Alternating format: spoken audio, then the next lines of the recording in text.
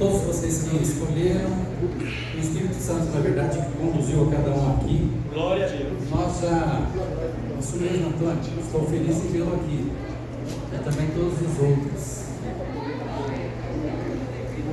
Nós já cantamos, já oramos, já meditamos, estudamos a palavra de Deus. Tudo isso é para honra e louvor ao nosso Deus. E agora vamos na parte de agradecimento que Deus tem feito na sua vida. Eu tenho certeza absoluta que durante esse ano inteiro Deus esteve com cada um de nós. Se não fosse assim, nós não estaríamos aqui, né? Neste momento nós vamos reservar para adorar a Deus, devolvendo nossos dízimos, nossas ofertas. Não tenho nada a te oferecer, somente um coração impuro e pecador, mas aqui estou, me aceita, Senhor.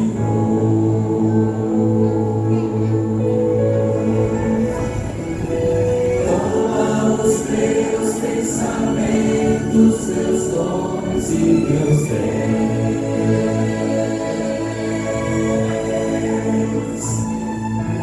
Toma o meu coração e tudo que ele tem.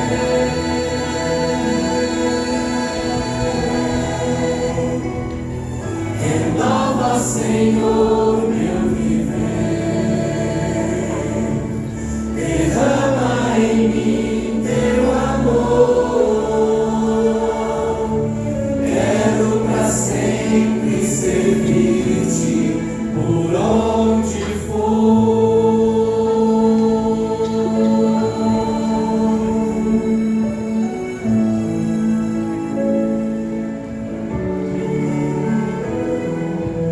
Preciso me entregar, Senhor. Preciso a ti me entregar.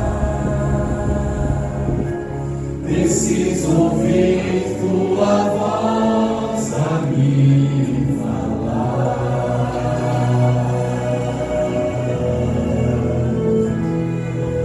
Não tenho nada a te oferecer,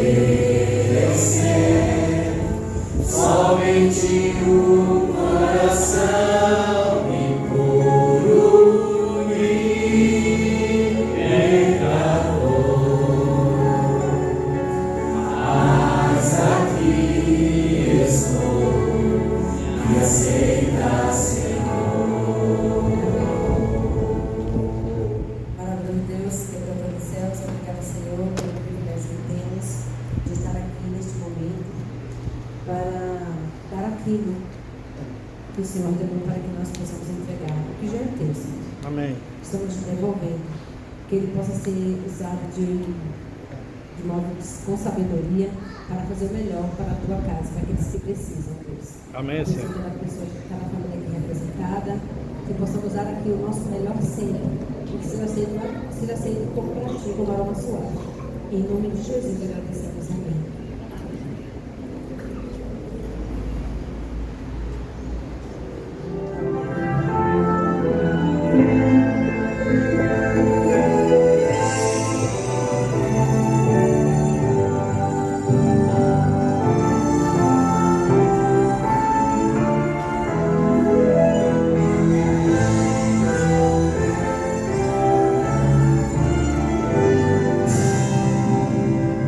Graças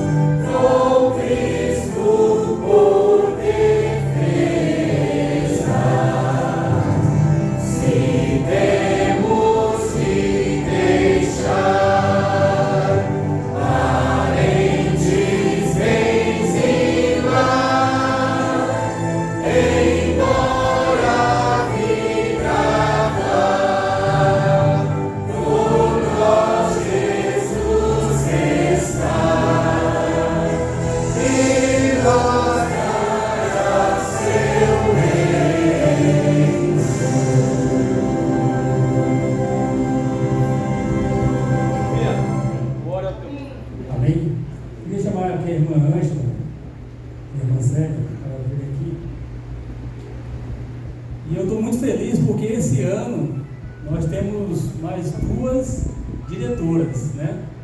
Que é a Ângela e a irmã Célia. A gente não esperou passar o ano, né, irmão Arnaldo? A gente já está colocando elas, para trabalhar já conosco já agora. Eu só vou assumir no ano que vem, vou deixar esse ano passar. Deus quer união entre nós, né? Deus quer harmonia, felicidade aqui no nosso meio. Glória a Deus. E nós precisamos fazer parte disso. E nós possamos ser transformados pelo Espírito Santo de Deus. E que possamos deixar Ele nos agir de acordo com a vontade dEle. Amém? Às vezes a gente tem alguns probleminhas na nossa vida. E às vezes alguns problemas da nossa vida nos vai tirar o céu. E eu quero aqui chamar o meu irmão Anselmo, pedir perdão para ele por algumas coisas, talvez que eu tenha cometido, ou ele tenha cometido comigo. E eu peço perdão, porque eu posso perder o céu, ele pode perder o céu. E se nós tivermos nossas desavenças dentro da nossa igreja, não adianta a gente estar aqui. Estamos perdendo tempo, a verdade é essa. Tempos se perde, tempos a gente tem que aproveitar, me perdoa, tá? E a gente tem que estar junto para irmos para o céu. O céu é o nosso lugar. O céu é o nosso lugar, tá bom, irmãos? Glória a Deus. Aí sim. Feliz sábado, igreja. Feliz sábado. Aqueles que puderem, agora é a hora de falar com o nosso Deus. Senhor, nosso Deus, Pai Todo-Poderoso, Criador do céu e da terra, aqui está os teus filhos, Senhor, uma parte deles, aqui reunidos nesta manhã, e estamos muito felizes, porque o Senhor preparou esse dia para nós te adorar. Obrigado, Senhor, também pelo concerto que houve aqui agora. É muito gratificante presenciar algo assim, essa humildade dos teus servos perante a tua igreja. Muito obrigado, Senhor. Que o Senhor abençoe ricamente esses irmãos, que o Senhor abençoe cada família que aqui habitou, porque vieram, Senhor, te adorar, vieram, Senhor, ouvir o Senhor falar. E que nesta manhã nós possamos ter um conhecimento maior da tua pessoa. Que nós possamos, Senhor, ser como o seu Filho Jesus é contigo. Um só. Nós possamos nesta manhã adentrar no teu reino pela fé. E dizer que o Senhor é o nosso Deus. E que assim nós cremos. E que assim, Senhor, nós esperamos a tua volta. Por favor, nos fortalece, tira de nós todo o desânimo, tira de nós tudo aquilo que não provém de ti e nos ajuda a chegar mais perto de ti. Estamos aqui nesta manhã para ouvir o Senhor falar. Que o Senhor use o teu servo que vai trazer a tua palavra para nós. E que essa palavra, Senhor, nos esmiuce. Que essa palavra, Senhor, nos limpe, nos purifique e nos faça chegar mais perto de ti. É o meu pedido, em nome do teu amado Filho Jesus Cristo, que vive e reina para sempre. Amém. Seja bem-vindo você que está hoje conosco, conhecendo aqui a casa do Senhor, do Jardim Prudência. Seja bem-vindo e fique com a gente, que a gente vai ficar muito feliz. Vou adorar a Deus com a música João.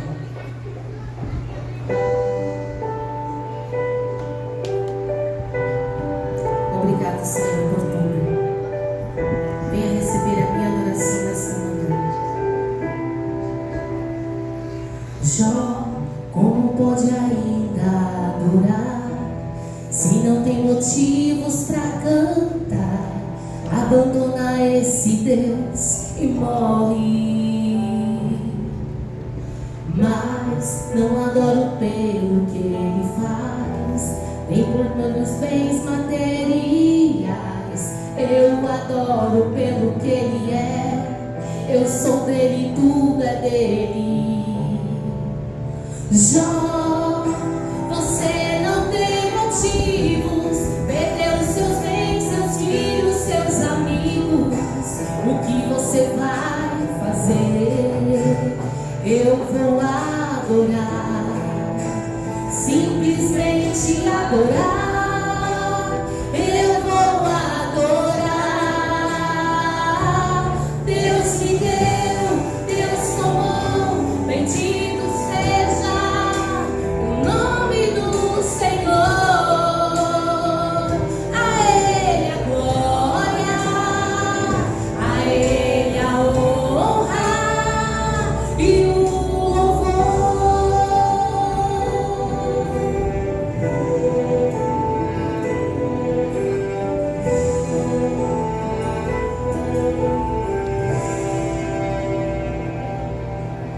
Jó, como pode ainda adorar se não tem motivos pra cantar? Abandona esse Deus e morre. Mas não adoro pelo que Ele faz, nem menos por bens materiais. Eu adoro pelo que Ele é.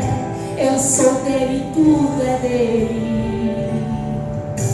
Jó, você não tem motivos. Perdeu seus bens, seus filhos, seus amigos. O que você vai fazer? Sabe o que ele vai fazer? Eu vou adorar, simplesmente adorar. Eu vou adorar. Deus me deu, Deus tomou. Bendito seja o nome do Senhor. A Ele a glória, a Ele a honra e o louvor. A Ele a glória, a Ele a glória,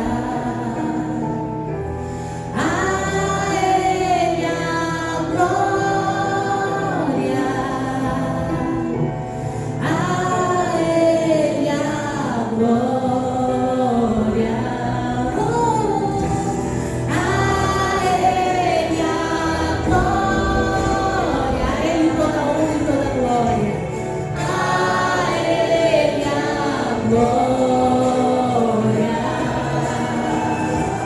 a Ele a glória, dá sempre amém.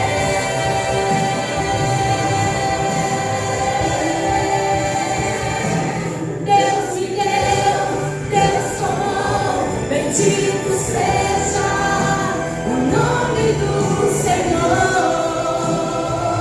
A Ele a glória, a Ele a honra e o louvor. Deus me deu, Deus tomou. Bendito seja o nome do Senhor. A Ele a glória, a Ele a honra e o louvor.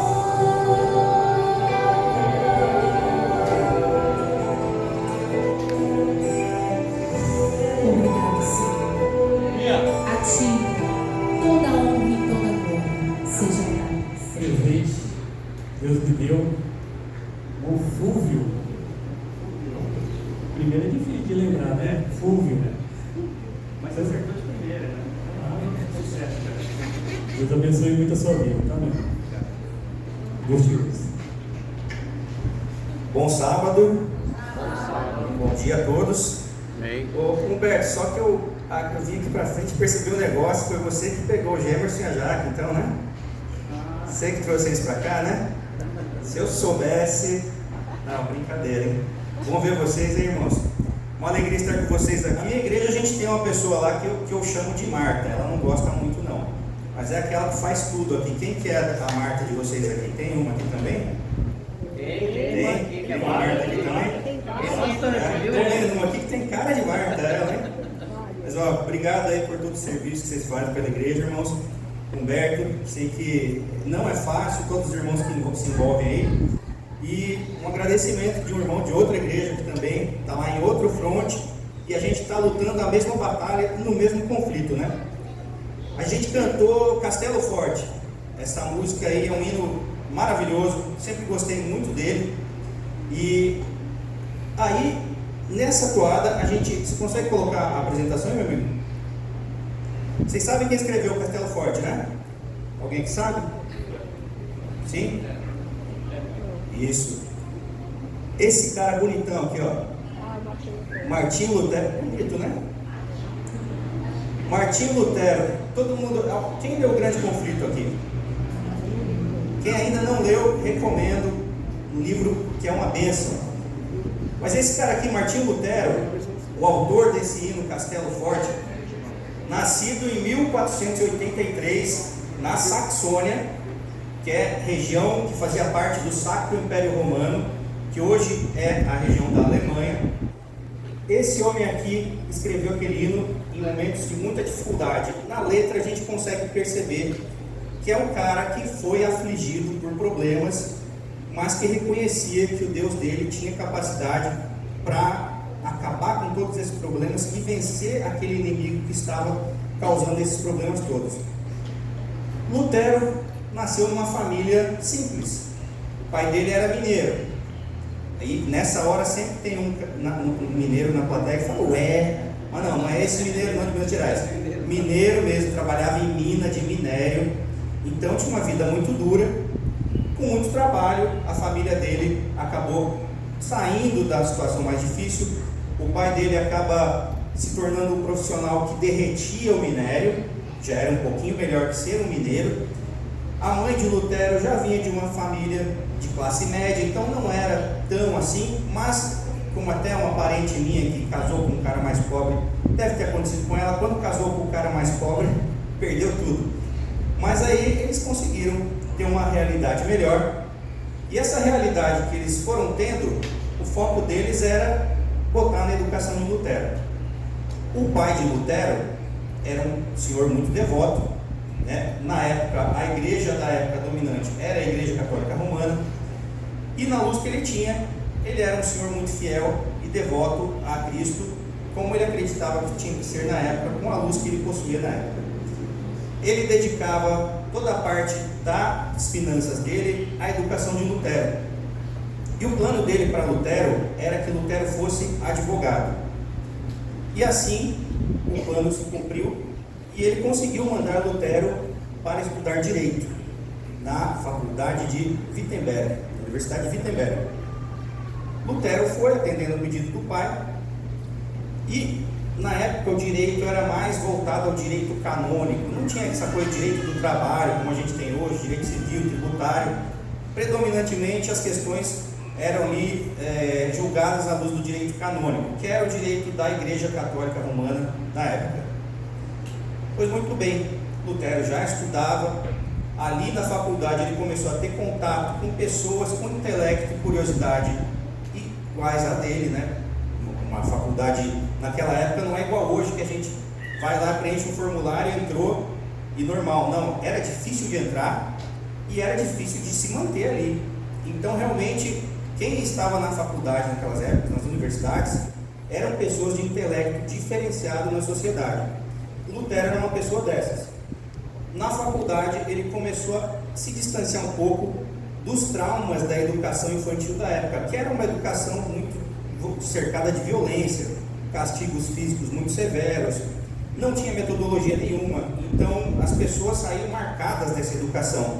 E nas universidades isso começava a ser desmanchado um pouco e a pessoa começava a ter realmente seu intelecto moldado e tirado aquelas partes ruins dessa educação. Lutero, nesse contexto, começa a evoluir intelectualmente e diz a história que um dia ele estava voltando para casa da universidade, e estavam num campo aberto, isso por volta de 1400, ainda antes de 1500 e pouquinho. No campo aberto começou uma tempestade, e aí a tempestade ficou feia, raio, trovão, etc., vento, e Lutero pensou: vou morrer. E como todo aquele que tem medo de morrer, né, sabe aquela história de não existe ateu quando o pitbull pula cerca? Foi assim então. Lutero fez um voto com Santa Ana, que teoricamente seria a mãe de Jesus. Não, mãe de Jesus não, mãe da mãe de Jesus, mãe de Maria. Aqui vale lembrar que a irmã White, no Grande Conflito, cita Lutero como uma peça, uma figura fundamental no Grande Conflito, mas reconhece que Lutero como uma pessoa que vivia no período da Idade Média, final da Idade Média, e uma pessoa que estava naquele contexto da Igreja do tempo católica romana, a luz que ele tinha não é a mesma que a nossa. Então, para ele, na época, ele estava certo em fazer um voto com uma santa. Ele ainda não sabia que isso era errado. E Deus reconhece a luz que as pessoas têm nesse momento. Mas a Igreja de Cristo ainda estava começando a sair das trevas. E Lutero, como uma pessoa nesse contexto, faz com sinceridade um voto com Santa Ana, de que se ele sobrevivesse àquela tempestade, ele se dedicaria a uma vida monástica, isso é, ele se tornaria um monge. Pois bem, Lutero sobreviveu, obviamente, e como ele fez um voto, teria que cumprir esse voto. A parte difícil era falar para o pai. Quando ele fala para o pai não gostou nada disso, porque o pai tinha um pouco de desgosto quanto à realidade monástica da época. Ele sabia dos problemas que tinham nos monastérios, dos sacerdotes e tudo. Mas o pai também, como um sujeito muito devoto e muito leal e fiel àquilo ao que ele acreditava, aquela luz que ele tinha, falou: bom filho, agora você fez o voto, você vai ter que cumprir, mesmo que não seja a nossa vontade. E cumprido o voto foi. Lutero toma a decisão de, novamente em Wittenberg, se internar no mosteiro de Wittenberg como um noviço. O que é um noviço? Se você já viu um aspirante a pastor, esse é o noviço daquela época. O noviço era um aspirante a monge. Então ele se interna lá, ele fica enclausurado. Realmente as condições não eram as mais confortáveis, não era um hotel, né, nem 5 nem 2 estrelas. Era eles chamavam de cela mesmo, né, que eles dormiam. A alimentação não era da melhor, pelo menos para os noviços ainda. Nessa época, Lutero ainda era muito assombrado pela culpa do pecado, porque ele ainda não tinha descoberto a questão da salvação pela fé e pela graça. Então, ele ficava muito preocupado, porque aquelas obras que ele achava que tinha que fazer para se salvar, ele não se considerava apto a fazer isso. Então ele ia dormir, acordava e ia dormir constantemente com uma sensação de que estava perdido. Isso assombrava muito. E naquela época eles tinham uma prática de se penitenciar fisicamente. Então Lutero se penitenciava muito, fazia jejuns extensos. E essas penitências físicas, esses jejuns e tudo, causaram muitos problemas de saúde para Lutero, problemas que ele carregou pelo resto da vida. Mas bem, nesse contexto, Lutero começa a ter contato com outras pessoas com a mesma fé semelhante. Acontece uma coisa curiosa. Na universidade ele já tinha tido mais contato com as escrituras do que ele teria tido em outros momentos indo à igreja na época. O que ele tinha ouvido falar das escrituras até então eram poucos salmos que eram lidos nas missas, algumas coisas das epístolas e mais nada. E era aquilo muito repetitivo. No convento, Lutero encontra uma Bíblia acorrentada a uma parede. Se você já leu o Grande Conflito, é muito familiar com essa história da Bíblia acorrentada. E eu acho que essa Bíblia acorrentada é algo muito simbólico para um momento histórico em que o cristianismo vivia, né? A palavra estava literalmente acorrentada. As pessoas não tinham acesso à Bíblia. Hoje a gente tem, em casa, se bobear, a gente tem mais de uma versão lá. Nova Almeida, Almeida Revista Atualizada, Corrigida. Tem um pessoal aí que tem corrigida e adulterada, né? Mas essa a gente não usa. A gente tem muita facilidade hoje. E quantas vezes a gente para ler a palavra hoje? A gente está sempre correndo. A gente tem que levar o filho para a escola, tem que ir para o trabalho, tem que comer. À noite, não sei o que. Tem até atividades da igreja atrapalham a gente na nossa comunhão pessoal, a leitura da Bíblia. É incrível, mas isso é verdade. E eles não tinham esse acesso. E Lutero vê agora aquela Bíblia, e há uma frase que se atribui a Lutero, que é quando ele, primeira vez que ele tem acesso a um livro na biblioteca da universidade, isso antes até de ele se tornar um monge, ele fala: oh, se Deus me desse a oportunidade de ter esse livro. Olha só, a vontade de ter a palavra, né, é algo que não se tinha. Mas é bom para a gente pensar hoje e não tomar como algo certo a Bíblia que a gente tem e acha tão normal, temos uma Bíblia, né? Não, gente, isso é um privilégio que pessoas pagaram com suor e com sangue para que a gente tivesse hoje a nossa Bíblia, para que a gente pudesse ter acesso às verdades eternas que estão ali. Lutero então começa a estudar essa Bíblia acorrentada e ele se depara com a realidade da justificação pela fé. Ele começa a estudar muito Romanos e ele vê que aquele sistema em que ele está vivendo ali, da justificação pelas obras, não está certo. Aquilo não está dando certo. Pois bem, Lutero começa a ter essa doutrina se desenvolvendo, ele começa a estudar cada vez mais isso. Passa o tempo e Lutero finalmente consegue se tornar um monge. Ele deixa de ser um aspirante e ele é dado a ele uma paróquia ali mesmo em Wittenberg. E ele também tem a oportunidade de ser professor na teologia na universidade. Então agora Lutero, ele tem a oportunidade de fazer o que ele queria.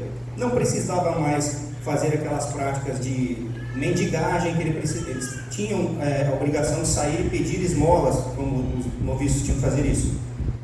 Atividades braçais muito duras que eles tinham que fazer também. Lutero já não queria mais fazer isso, então ele, como diz, estava igual feliz, no meio da comida ali. Então ele só tinha que estudar a palavra e só tinha que desvendar as verdades que estavam sendo desvendadas para ele.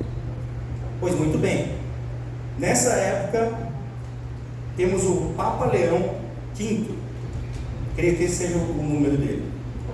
O Papa Leão, preocupado com a finalização da Catedral da Basílica de São Pedro, o Papa Leão decide fazer o seguinte: eu vou começar uma campanha de indulgências. O que é uma indulgência?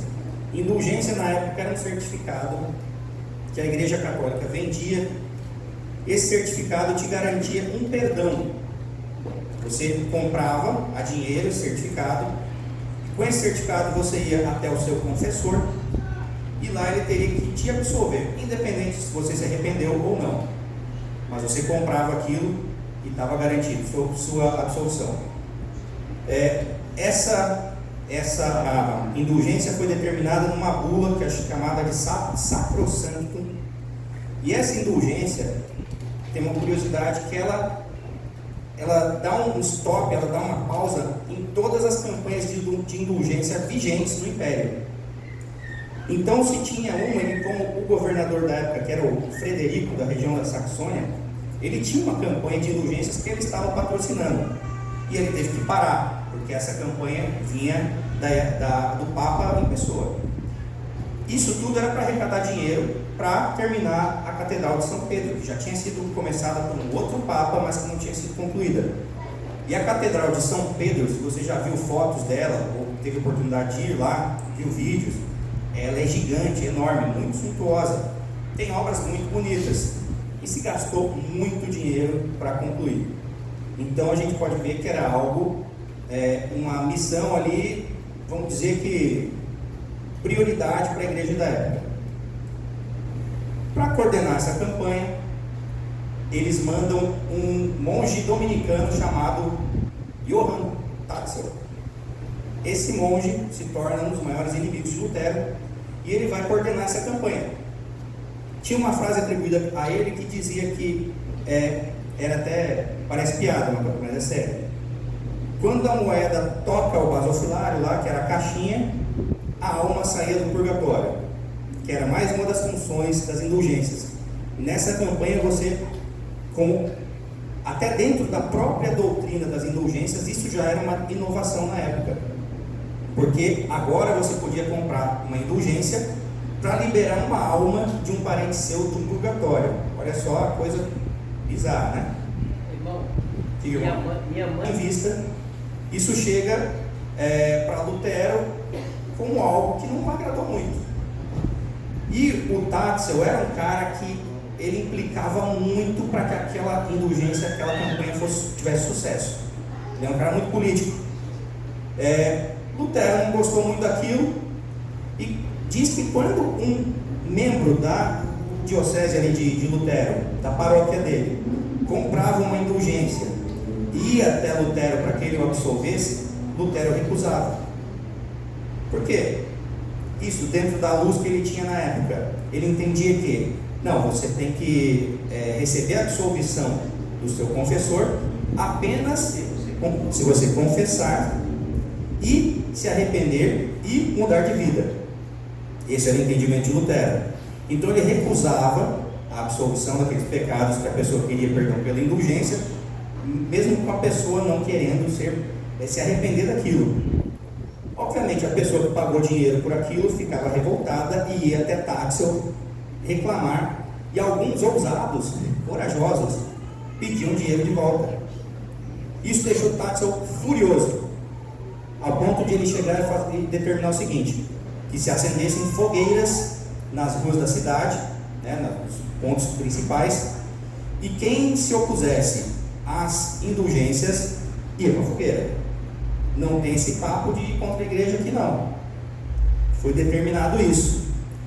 Mas olha só, isso aqui eu acho que era se o Lutero tivesse um carro, lado esquerdo do porta-mala dele teria um adesivo com esse texto aqui, ó: e conhecereis a verdade, e a verdade vos libertará. João 8,32. Lutero foi liberto pela verdade. Do lado direito do porta-mala dele teria esse aqui, ó: santifica-os na verdade, a tua palavra é a verdade. João 17,17. Lutero não aceitava mais tudo que vinha de cima para baixo como uma verdade absoluta. Para ele agora a verdade estava nas escrituras, algo ao qual ele estava tendo acesso agora. Ellen White fala que Lutero era um homem para seu tempo, e eu vejo que até os defeitos de Lutero, que eram muitos, eram para o tempo dele. Hoje o pessoal apologetas católicos, eles atacam muito Lutero porque eles falam que vocês exaltam um cara cheio de defeitos, o cara é insuportável, olha o temperamento dele que horrível. Sim, minha gente, Lutero era terrível. Até os amigos, sabe aquela coisa do fogo amigo?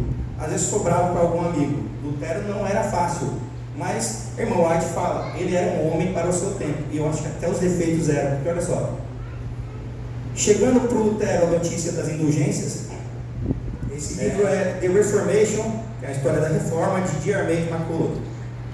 Com isso, o sistema estava completo e pronto para ter seu efeito desastroso sobre o temperamento vulcânico de Martinho Lutero. Até fora da nosso entendimento evangélico, o pessoal sabia que o temperamento de Lutero era vulcânico. O que enfureceu em relação às indulgências foi que cada suposição por trás do sistema de indulgências entrava em conflito com a justificação pela fé.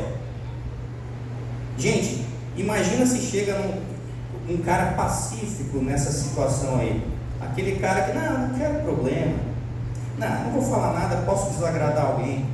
Será que esse cara ia ser o cara certo desse tempo? Vocês acham que ia dar certo? Não, né? Eu acho que precisava de um cabeça quente igual Lutero, né? Deus sabe quem ele usa no momento que ele usa. Então, começou essa briga, e nesse momento que Lutero vê que não, isso aqui está errado, vem aquela questão das 95 teses que ele prega na porta do mosteiro de Wittenberg. As 95 teses contestavam praticamente todo o sistema religioso da época, da Igreja Romana, e Lutero, na verdade, não queria destruir a igreja na época. Isso é uma coisa interessante. Lutero queria ao fazer aquilo, pregar essas teses na porta da universidade, porque era uma prática no meio acadêmico de pregar as teses para que elas fossem debatidas no meio acadêmico, para que solucionadas fossem essas questões teológicas, mas tudo no contexto de encontrar um entendimento. Lutero também pega uma cópia dessas teses e encaminha para o arcebispo da época, um cara que era muito político, não vou lembrar o nome dele, mas o nome dele não é importante. E esse cara, cumprindo com as suas funções, encaminha essas teses para Roma. Aí a coisa começa a ficar complicada.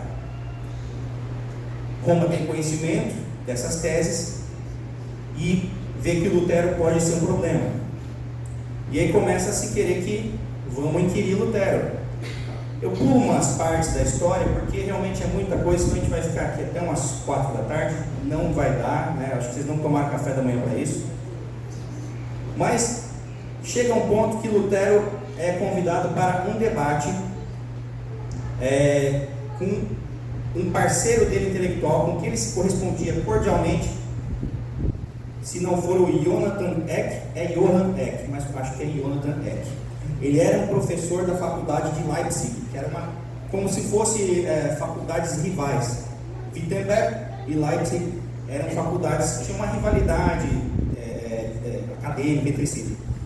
Então, nesses debates, Lutero queria falar sobre a graça, justificação pela fé. Já o Eck vem com as armas de falar sobre a supremacia papal. E aí eles não estavam se encontrando na discussão. Eck claramente tinha uma agenda de sujeitar Lutero à autoridade papal. Chega uma hora que Lutero fala, a gente não está se acertando. E aí Eck estabelece uma abordagem tinhosa. Eck começa a querer colocar na imagem de Lutero, atrelar ele a João Hus. Alguém aqui já ouviu falar de João Hus? João Hus. João Hus é um dos proto-reformadores. Ele era um padre católico que tinha entendimentos teológicos que saíam da visão dominante da Igreja Católica no momento. João Hus foi julgado por heresia. Mas o contexto do julgamento de João Hus é algo que vai ser determinante no sentimento de Lutero nessa situação. João Hus foi julgado no reinado de Sigismundo, que era anterior ao Carlos V, que era o imperador na época de Lutero. João Hus foi chamado a uma audiência e a ele foi fornecido um salvo-conduto pelo imperador Sigismundo. O que é um salvo-conduto? É um documento que se dá ao inquirido ou ao réu, dizendo que, olha, você vai vir até aqui, ninguém vai te prender, você vai ser ouvido, vai poder voltar para sua casa sem ninguém te prender e o processo vai rolar normalmente. Isso era um documento sério, tinha peso, o próprio imperador tinha fornecido esse salvo-conduto. João Hus, acreditando nisso, vai para o concílio de Constância e lá ele vê que a coisa não era bem assim. Lá mesmo foram presos por pressão das autoridades papais e João Hus ficou um tempão num calabouço, sendo judiado, sendo maltratado, até que retornam ele para julgamento, falam se ele vai se retratar das crenças, ele não quer, e as autoridades papais falam, a gente não tem que respeitar salvo-conduto. João Hus acaba sendo condenado ali mesmo, sem voltar para casa, dali mesmo ele é condenado, e acabando a audiência desse julgamento, levado para fora, queimado na fogueira. Tem um livro chamado Julgamento de João Hus, eu li pequenas partes, não consegui ter acesso ele inteiro, mas ele dá detalhes da humilhação que João Hus passou. Em determinado momento de julgamento, a cada acusação de heresia, uma parte da veste de sacerdote dele era arrancada e insultos eram proferidos. Ele também foi obrigado a usar um chapéu. Eu não sei se vocês já viram aquele chapéu de burro que tinha na antiguidade, botava um aluno no cantinho com um chapéuzinho pontudo. Já viram isso? Ou algum desenho disso? Era um chapéu pontudo, branco e com desenhos de demônios que colocavam na cabeça de João Russo, porque ele era um herege, né? E João Russo foi morto, foi enganado pelas autoridades daquele tempo, e isso era algo muito conhecido na sociedade daquele tempo em que Lutero estava. Logo, Eck, ao colocar Lutero em uma proximidade com João Hus, já estava colocando ali as bases para que Lutero fosse acusado de heresia. E Lutero, com o temperamento que ele tem, acabou caindo um pouco nessa armadilha, porque em determinado momento, tão questionado que ele foi sobre João Hus, ele chega e me solta: olha, não é isso que eu quero responder, mas já que vocês estão falando de João Hus, vocês querem falar dele? Eu concordo que tem questões da teologia dele que são problemáticas, mas eu vejo ele como um cara sincero, e a maioria dos escritos dele evangélicos e cristãos. Pronto. Sabe aquela coisa de fazer o corte na internet? Você fala alguma coisa no meio de tantos outros, você pega aquela que você falou e faz aquele corte, solta aquele vídeo na internet. Foi isso. Então, depois desse debate, o caso vai a Roma. Por volta de isso foi 1520. Em 1521, então é declarada a bula Exsurge Domine, que condena Lutero como um herege, e ele é condenado realmente para ser preso e ser morto. Passa um tempo, olha mais uma coisa de Lutero, ele recebe essa bula, e Lutero, como uma pessoa fácil que era o que ele faz? Ficou de boa? Não ficou de boa. Ele pega uma cópia dessa bula, pega alguns escritos que tinha de Johann Eck, lá na faculdade de Wittenberg, pega alguns outros documentos de direito canônico, leva para o pátio, faz ali uma festa com os amigos dele, queima tudo aquilo ali publicamente, uma clara afronta ao sistema papal da época. Ali eu creio que Lutero já estava rompendo totalmente com a Igreja Católica Romana. Pois bem, passa um tempo e aí entra de novo a questão de Carlos V. Carlos V tinha uma lei que ele dizia que nenhum cidadão do Império poderia ser condenado sem uma audiência justa, sem ser ouvido. Só que era problema para a igreja da época. Ele já tinha sido declarado culpado e condenado à morte. Não tinha mais o que se falar. E como é que esse cara aí quer fazer uma audiência para a gente ouvir um herege que a gente já condenou? Isso já foi um golpe que já demonstrava o declínio do poder papal nessa época. Para isso, convidam Lutero para uma dieta, que é uma reunião, uma dieta de Worms. Lutero concorda em ir. Os amigos não queriam que ele fosse, porque lembram de João Hus? Lutero tinha o salvo-conduto do imperador Carlos V, mas isso daí já não tinha rolado antes. E os amigos falaram: não vai. Ele fala: não, eu vou. Deus vai me proteger, Deus vai cuidar, e se eu tiver que morrer, outro vai ser levantado para tocar a obra. No meio do caminho, muitos alertas foram dados a ele. Melancton, alguém lembra do Melancton? Esse nome é bem peculiar, né? Sempre que fala Melancton, eu lembro amigo, né? Porque me marcou muito Melancton como um amigo de Lutero. Mas até Melancton já tomou porrada de Lutero, sabe? O cara era difícil. Mas Melancton se oferece para ir junto. E Lutero fala: não, você não vai junto, que provavelmente eu morra lá. Se eu morrer, você tem condição de tocar a obra da reforma e tudo certo. Esse é o homem que a gente está falando aqui. Esse é o homem para seu tempo que irmão White fala. Bem, Lutero vai para Worms, e quando chega lá, a irmã White no livro Grande Conflito escreve isso aqui: os chefes papais não tinham acreditado que Lutero realmente se aventurasse a aparecer em Worms.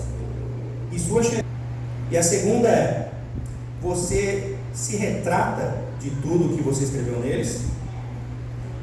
Para responder essa pergunta, Lutero pede um dia. Imagina a pressão que devia estar sendo ali e tudo que ele sabia que estava em jogo, né? Passa o dia, Lutero volta e essa é a resposta que ele traz. O reformador respondeu: visto que vossa sereníssima majestade e vossas nobres altezas exigem de mim resposta clara, simples e precisa, dar-vô-la-ei. E é essa: não posso submeter minha fé, quer ao Papa, quer aos concílios, porque é claro como o dia, que eles têm frequentemente errado e se contradito um ao outro. Portanto, a menos que eu seja convencido pelo testemunho das Escrituras, ou pelo mais claro raciocínio, a menos que eu seja persuadido por meio das passagens que citei, a menos que assim submetam minha consciência pela palavra de Deus, não posso retratar-me e não me retratarei, pois é perigoso a um cristão falar contra a consciência. Aqui permaneço, não posso fazer outra coisa. Deus queira ajudar-me. Amém. Então aqui Lutero realmente bateu o martelo: se é para morrer, vai ser, se não, não será. Lutero não é morto. Lutero acaba saindo dali rapidamente, porque ele viu que a coisa estava feia, e o salvo-conduto respeitado foi respeitado por um triz, porque se o pessoal pressionasse um pouco mais, talvez Carlos V virasse os olhos para o outro lado e deixasse que a coisa acontecesse. Muito curioso é o que acontece depois que ele sai dali. Lutero é sequestrado, só que sequestrado por um amigo, Frederico da Saxônia, o governador local, um cara muito influente, um eleitor. Ele manda que sequestrem Lutero e coloquem ele escondido em um castelo dele. Lutero passa um tempo ali e, resumindo, nesse tempo que Lutero passa ali, ele começa a traduzir o Novo Testamento do latim para o alemão. Isso não tinha na época, o povo não tinha acesso a isso. Começa esse trabalho então de liberar as Escrituras para o povo.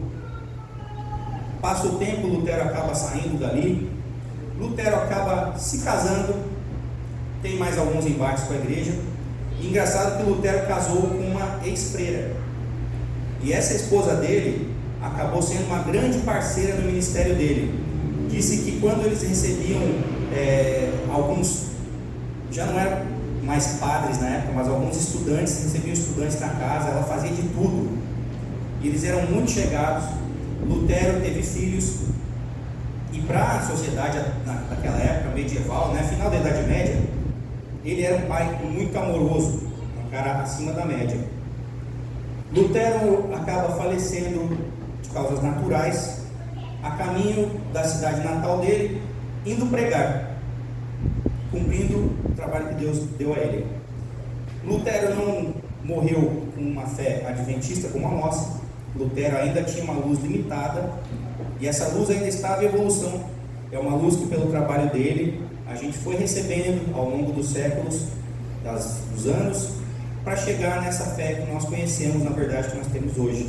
Essa luz que chegou até nós, que é tão preciosa. Que a gente possa, juntos, um dia comemorar essas vitórias que nós, em família e em comunidade, conseguimos, em nome do Senhor e através da força dele.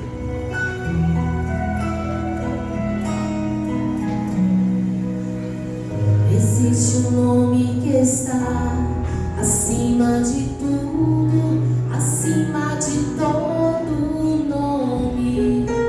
Ele está entronizado acima dos querubins. Diante dele se curvam terra e céu, sustenta todas as coisas com seu poder. Maravilhoso nome, não há outro igual, não há.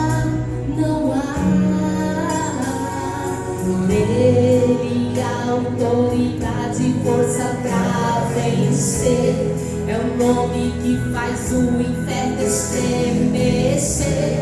É o alfa e o ômega, o princípio e o fim, o verbo vivo, o pão da vida e o bom pastor. É o que esteve morto, mas ressuscitou e vive para sempre, eternamente, ó meu Senhor. Jesus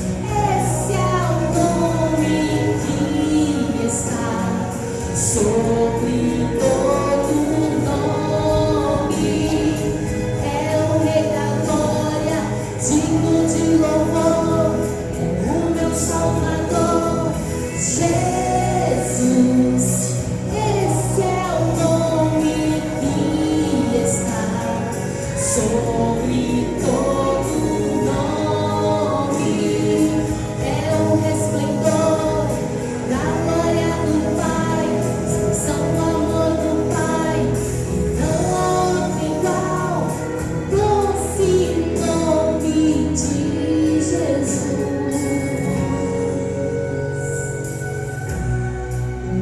Que nome lindo é o do meu Senhor. Te amo, Jesus. Te adoro, Deus. Obrigado por tudo. Existe um nome que está acima de tudo, acima de todo nome. Ele está entronizado acima dos querubins. Pode louvar a Deus nesta manhã. Diante dele se curvam terra e céu, sustenta todas as coisas com seu poder. Maravilhoso nome, não há outro igual, não há. Nele a autoridade e força pra vencer. É o nome que faz o inferno estremecer. É o alfa e o ômega, o princípio e o fim. O verbo vivo com Davi e bom pastor. É o que esteve morto, mas ressuscitou. E vive para sempre eternamente, o meu Senhor. Jesus, esse é o nome que está sobre todo nome. É o Rei da glória, digno de louvor, o meu Salvador. Jesus, esse é o nome que está sobre todo nome. É o resplendor da glória do Pai, expressão do amor do Pai, e não há outro igual ao doce nome de Jesus.